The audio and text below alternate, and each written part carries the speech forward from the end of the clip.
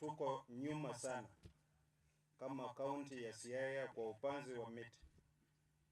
So far tumetimiza tu only 1.5% ya ile miti ambayo tunatakikana tupande.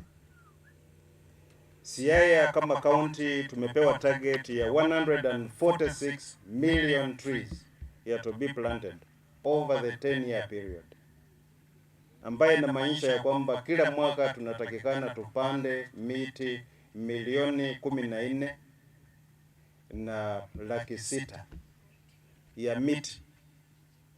So pigeni hesabu muone ya kwamba tumefikisha tu only around 1.5% ya ile miti ambayo tunatakikana tupande. Na peana changamoto kwa watu wa Siaya. Tunahitaji miti au hatuhitaji miti? Do we have enough tree cover or we don't? So kwa hivyo, if each year we are supposed to plant 14 million trees, 600,000. Tuko na population ya 1.2 million people in Siaya. Mtu anaweza kushindwa kupanda miti 100 tu, only 100 trees. Yeah, let us plant trees. Then tutavuna mavuno ni just okay around the next 15-20 years tubadilishe sura ya kaunti yetu. So tuache kuchoma makaa na kuharibu mazingira. So mkuwe makini ya kwamba tumesema hakuna disco matanga. Si tumeharibu wenyewe. Yeah, na nataka Siaya sikie yote. Kwa sasa soke tunazika msichana Sifrozi upande wa Ugunja, wahuni wanakuja wanalazimisha ya kwamba lazima disco matanga ifanye. Na kukata mzee miaka 72 kwa kichwa. Sasa hii ni ukosefu wa maadili na nidhamu kiasi gani? So kwa hivyo pia sisi hatutaki disco matanga. Na county police commander na sisi ya tafadhali, ile mambo ambayo ya kuissue permits kwa watu wafanye disco matanga, I think tumewasikia viongozi. Najua ya kwamba okay, sisi tunapenda starehe, tunapenda muziki, lakini pia hiyo inatuharibia watoto wetu. We do not want to lose the next generation. Wale ambao tulikuwa miaka ya 80 and the 90s, tuliweka starehe kando, ndio sababu tunaishi. Lakini tukiachilia, tuseme ya kwamba watoto, sisi kama wazazi ati tusiwaudhi, ati wataudhika, ya tukiwaambia ya kwamba msitoke nje, tutawapoteza watoto. We will lose that generation. Watoto wanaogopa mimba zaidi kuliko kuogopa kushikwa na ugonjwa wa ukimwi. The only fear that they have is getting pregnant. But the triple threat is breathing down our neck. Uambukizi wa ukimwi between the ages of 15 to 24 years is a very big threat. Tafadhali tusikie na mtuunge mkono wakati tukijaribu kuzuia. Mungejua ile kitu ambacho kinaendelea kwa disco matanga, mungesema tufunge. Mimi naomba viongozi wetu wa siasa, bila nyinyi kutuunga mkono hatutafaulu. Lakini tukitembea pamoja, Siaya yetu will be better than it has been. And the potential for our county, very few counties can rival it. We have the best brains in the country. Let us not lose that. Let us try to maintain ya kwamba Siaya ilikuwa inajulikana kwa kitu gani. As long as niko hapa, pia mimi ni mmoja wenu. Whatever affects the county, truth affects me. I cannot feel happy wakati nikisikia watu wanakosa usalama. Nimemaliza kusoma hotuba ya rais, sitaki kuongeza zaidi hapo. It's a moment for us to reflect on our journey as a people of Kenya, as well as recognize the struggle of our heroes and heroines who fought for Kenya to attain independence. 61 years ago, our flag was hoisted for the first time, announcing our pride in the independence that we had won. It signified our identity as a free, united people, recalled the sacrifices that had been made to win our freedom, and laid claim to our motherland. Ladies and gentlemen, amidst the arrests, torture, detention, and inhuman treatment, our forefathers stood their ground and fought relentlessly to free us from the indignity of colonialism. In particular, I want to thank our founding fathers of the nation, including Mzee Kenyatta, the first vice president of our country, Jaramogi Oginga Odinga, Tom Mboya, Achieng' Oneko, Ronald Gada, Masinde Muliro, Bildad Kagia, among others, who struggled and changed and inspired the rest of Africa towards the road of independence. The first generation of independent Kenyans appreciated the need to build a Kenya devoid of three evils of poverty, ignorance, and disease. Regrettably, more than half a century later, these three evils continue to bedevil our motherland. I therefore challenge our young people today to keep the flame of freedom burning in the continuous struggle to make Kenya a better country, and always remember that the tree of freedom and liberty that we enjoy today was watered by the blood of our forefathers and other patriots across the country. Ladies and gentlemen, our chief guests today, Kenya has made tremendous progress both economically and politically. In the late 80s and 90s, brave politicians, university dons, lawyers, activists, among others, led the struggle for the second liberation that culminated in the repeal of Section 2A of our Constitution and the introduction of multi-party politics. I'm proud to have been part of these courageous Kenyans, including Jaramogi Oginga Odinga, our leader, Kisumu Governor, Professor Peter Nyanyongo, Senior Counsel, Paul Muite, Gitogu Imanyara, among others. The struggle for this multi-party democracy paved way for the new constitution that we have, the Constitution 2010. This constitution has been applauded as one of the most progressive constitutions in the world.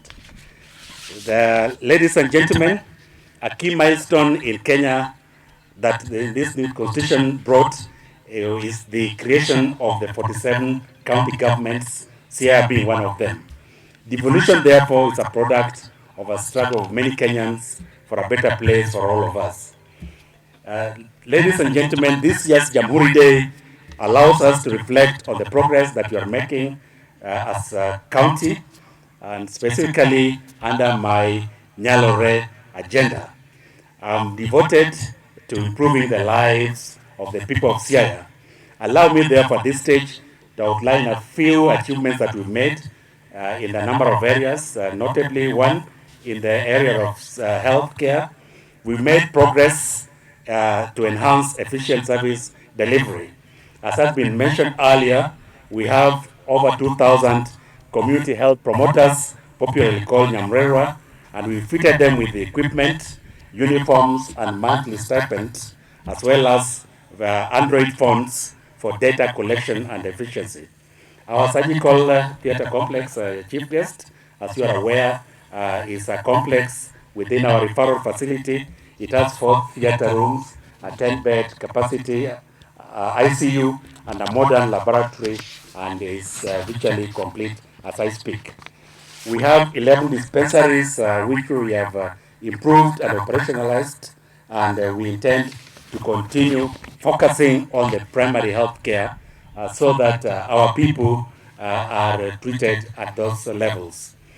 Recently, in about just under a week, I laid the foundation for the construction of a new maternity ward and laboratory at Nyangu Health Center in West Ugenya Ward, Ugenya Sub-County.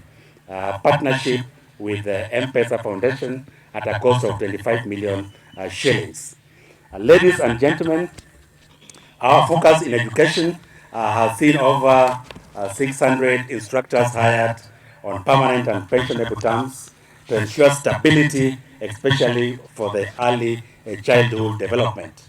And I would like to announce at this stage, Chief Guest, that the ECD next year, we have set aside 60 million shillings towards a school feeding program for our young children. We have also allocated and disbursed bursaries and scholarships over 100 million shillings. And going forward, we intend to increase these bursary allocations to about 130 million in the next disbursements. Under vocational training, Chief Guest, we've allocated 30 million, which will enhance infrastructure development for our VCT centers. The Chief Guest, I want to mention very strongly that my manifesto is driven by agriculture. Agriculture is the backbone of our economy and indeed a pillar that drives our activities as a government. Our mission is to transform agriculture, livestock and fisheries for sustainable food security, income generation, and employment creation opportunities within the county. Just to give you a few data, during this year, we had a total of 1,036 acres of land plowed, and this generated revenue of about 2,102,150. And at a cost of 27.9 million shillings, we were able to give certified seeds of 7,992 NT to our farmers. The construction, I can't fail to mention that the construction and commissioning of the Sirio rice mill by His Excellency the President has resulted into an additional 1,000 acres of rice being 1,000 acres of put under rice to revamp our production. The youth have also not been left behind in the agricultural mentorship program, and a total of 1,748 youth have been trained in various agribusiness models. We have also partnered very closely with the national government. As you are well aware, we successfully hosted both the World Food Day and World Soil Day. And we are proud as a county that our Juakali Association has continued to make us proud by representing the county government at various international fora. In March next year, I'm very happy with what the principal of CIA Institute mentioned. We are going to host the first CIA International Investment Conference. And the focus of this conference will largely be on innovation and various areas of investment opportunities within CIA. I am sure that the CIA Institute will be one of the key participants during this conference, and we are very happy indeed that the principal of the Institute has given us a very clear direction and roadmap on which we are going to operate. Under infrastructure, the county government has continued to open up major roads, especially in the sub-counties of Ugunja, Yala, and also within Siaya, the Siaya itself. You are aware of the Kababa Ring Road that we have upgraded to bitumen standards. Ladies and gentlemen, as I go towards the conclusion, I want to mention that in celebrating our dynamic legacy, I would like to cordially welcome everybody to the annual Migwena and Pinluo Cultural Festivals, which are slated for 31st and 1st January, respectively. These activities will celebrate our rich cultural heritage through music, athletics, soccer, boat racing, dance, among many others. As I conclude, Chief Guest, I would like to mention and make a special announcement that on January 25th, we will officially launch our 20,000 capacity ultra-modern stadium. This stadium boasts of a fully fitted tartan rubber track, floodlights, restroom facilities, protective rails, and terraces, among others. It is in the spirit of enabling our youth empowerment and development, and promoting and supporting our local talent. In conclusion, I would like to mention that we can only reach our destination as a county when we are united and take individual responsibility towards the progress of our county.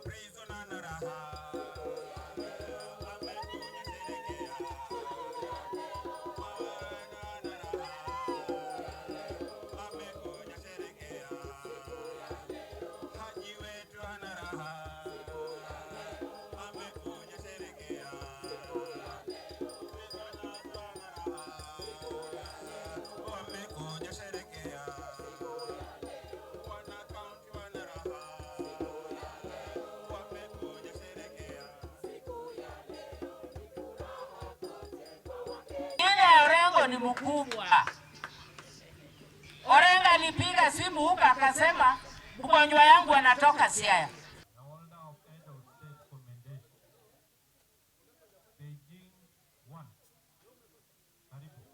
Industries within the country will help our students because the type of training we now offer in Siaya has been Mr. Samuel Atandi or doing the same course. For if the institution is elevated, then there will be a lot of who have just graduated in Siaya. Lastly, may I take this opportunity to thank the county government of Siaya. Because education is the information and hakuna disco. Ukiweka disco, One of different technocrats. This 2024 graduation for the graduate